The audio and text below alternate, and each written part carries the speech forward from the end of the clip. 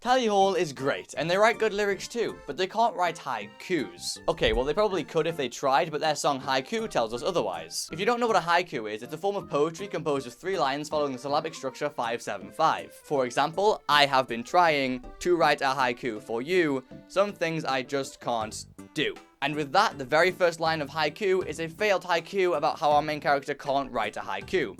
How poetic. And that's actually repeated all the way throughout the song. Instead of following the normal 5-7-5, all the verses instead follow the very close but still incorrect 5-7-6. But why? I mean, what's the point? Well, today I'm answering that exact question, so watch till the end and you will soon understand what Haiku's about.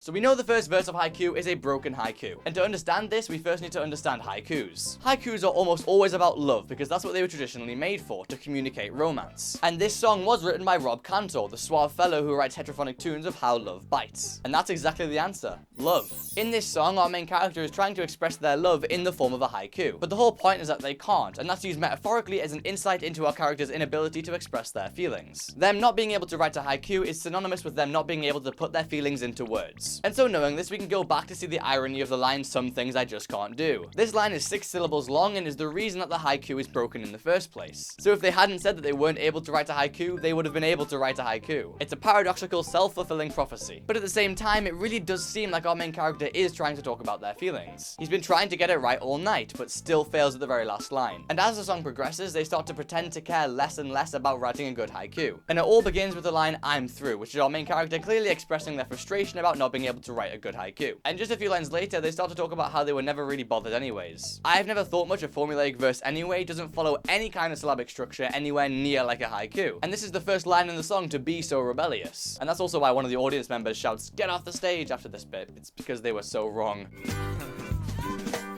He follows this up by saying that rhymes are not his forte, which is genuinely a genius line. First of all, he's doubling down on his old nonchalant attitude about haikus by saying that rhymes were never really his thing anyways. Second, this line should rhyme with the line before, but doesn't, and is the very first line in the song to do so, tripling down on the fact that our main character doesn't care about writing a good haiku. And third, it's not actually pronounced fort, but forte, quadrupling down on the fact that our main character is shit at writing haikus. But it's not like he actually stops trying. I mean, after all, the song still continues. And the next line does actually clarify things. He was just trying to not try too hard, because he wants to act cool, and you know, nothing's cooler than fucking poetry. And the line, "You're hard to write down right," is saying that at the end of the day, all the main character is trying to do is express his feelings about this person, but he still just can't find the right words. And during this next bit, if you listen very closely, you can hear someone shout, "Do the banana song," which is obviously a reference to Banana Man. Give me my spoon. Banana Man. And the last time that somebody shouted, they were telling them to get off the stage, and this is probably the same kind of thing. Tally Hall is failing at writing haikus, so the audience is saying, play something else, this is shit. But lucky for them, their wishes will soon be answered by the first actual haiku of this song.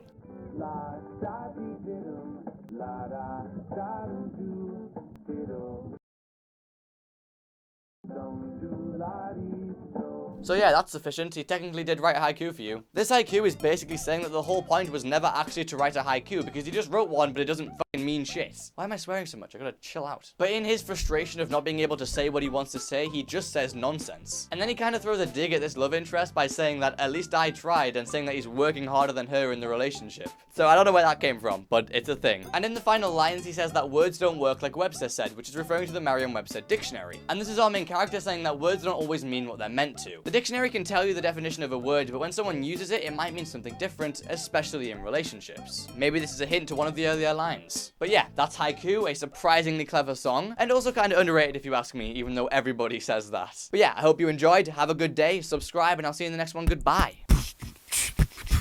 Tally ball.